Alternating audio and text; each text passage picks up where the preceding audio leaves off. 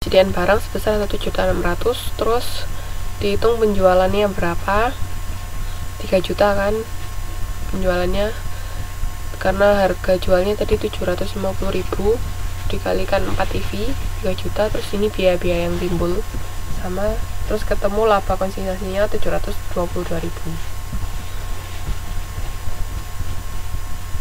Oke. Nah, sampai sini paham nggak? Ada yang mau ditanyakan?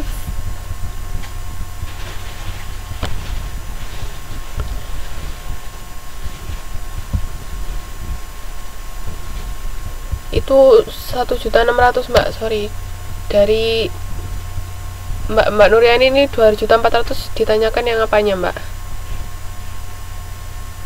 Oh maaf, nanti lihat siaran YouTube-nya aja ya. Kok siaran sih? Lihat rekaman YouTube.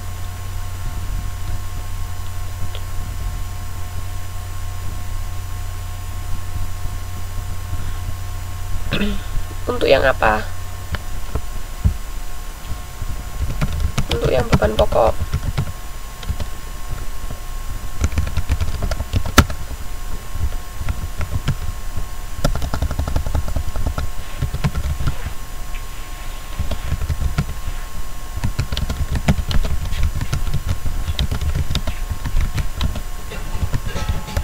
Itu dari barang yang sudah terjual Mbak.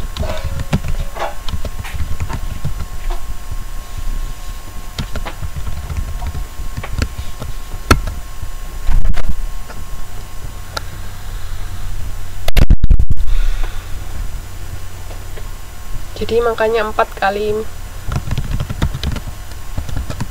400.000. Iya, jurnal penutup. Oh oke.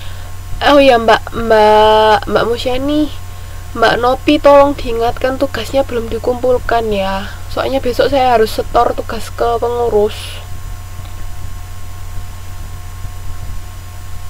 setor nilai, makanya kalau bisa hari ini tolong segera dikumpulkan tugas-tugasnya. Tolong dibilangin ke Mbak Nopi Sundari. Iya, jadi yang dibikin jurnal penutup terakhir itu hanya yang barang sudah terjual. Yang belum terjual nggak perlu ditutup. Yang belum terjual tadi hanya biaya-biayanya dimasukkan sebagai persediaan barang.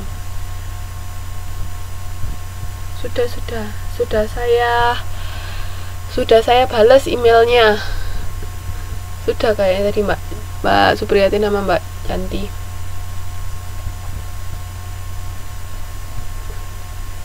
Oke, sampai sini ada yang mau ditanyakan untuk modul 6. Modul 6 sudah selesai sampai sini. Wih, ini waktunya tinggal 15 menit. Pada sibuk nggak kalau diperpanjang 15 menit itu bisa nggak untuk hari ini? Apa pada sibuk nyiapin makan siang atau gimana?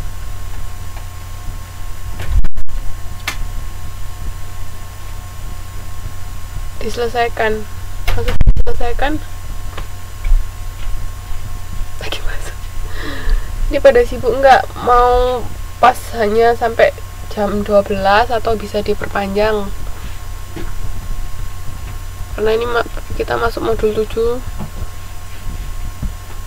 dan sisa waktunya sekitar 15 menit. Gimana, terserah mbak-mbak, apa mau dilanjutkan aja, maksudnya diperpanjang. Oke, diperpanjang ya. Oke, kita masuk modul 7.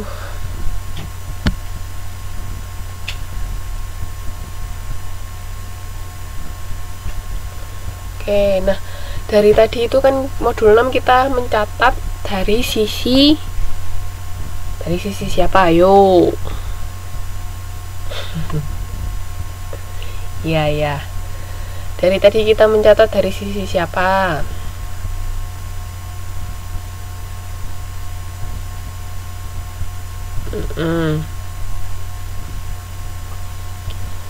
Dari tadi kita mencatat dari sisi pengamanan. Sekarang kalau modul 7 kita dari sisi komisioner. Jadi gimana caranya komisioner itu mencatat?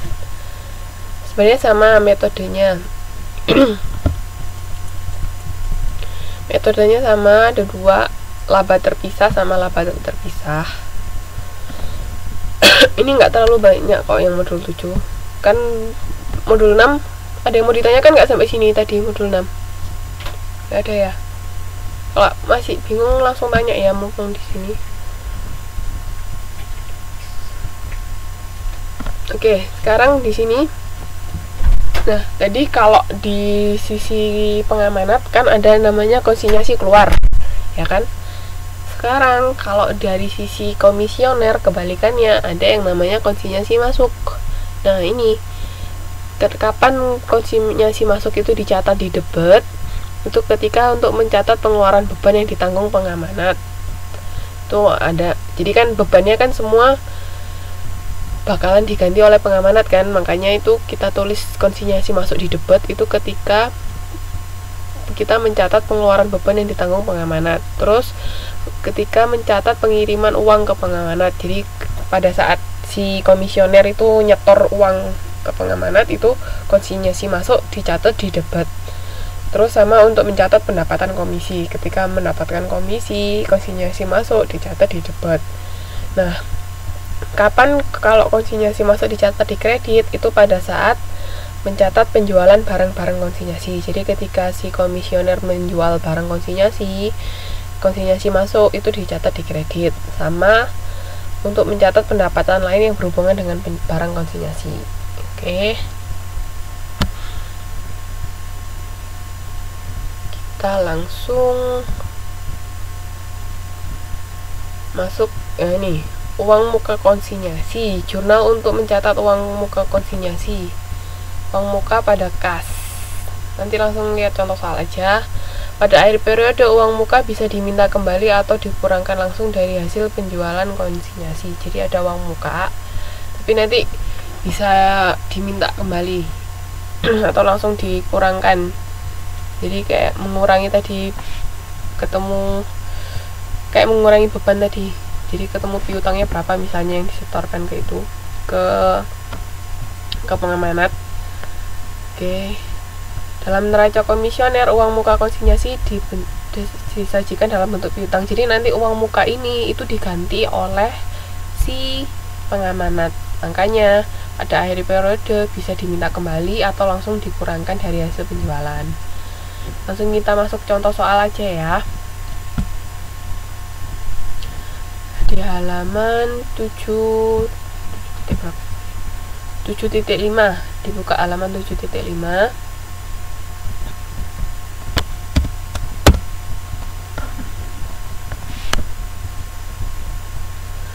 Toko Fitri Elektronik melaksanakan penjualan konsinyasi televisi berwarna dari salah satu pabrik di Jakarta. Dalam perjanjian konsinyasi tersebut, Toko Fitri Elektronik bertindak sebagai komisioner. Transaksi yang terjadi selama 1 tahun adalah pada awal Januari menerima kiriman 100 buah televisi berwarna dengan harga jual 700.000 dan beban pokok 400.000. Terus ongkos kirim sebesar 250.000 telah dibayar oleh pengamanat. Jadi pengamanat sudah bayar. Habis itu biaya promosi, biaya penjualan dan biaya penyimpanan dikeluarkan oleh Toko Fitri Elektronik sebesar 350.000. Terus komisi penjualannya 20%. Terus pada akhir tahun Toko Fitri melaporkan bahwa semua televisi telah terjual habis dan menyetorkan uang sebesar 45 juta. Nah, ini kan yang pertama metode laba terpisah ya. Kita lihat cara mencatatnya di buka halaman 7.6. Nah, ketika menerima kiriman barang nggak perlu bikin jurnal, hanya kita mencatatnya aja di memo. Terus pembayaran ongkos kirim oleh pengamanat juga nggak perlu kita catat. Nah, terus yang ketiga baru ketika kita bayar apa tadi, biaya promosi kan. Nah, ketika kita bayar biaya promosi itu kita mencatat konsinyasi masuk beban operasi pada kas. Jadi ingat ada konsinyasi masuk beban operasi pada kas sebesar 350.000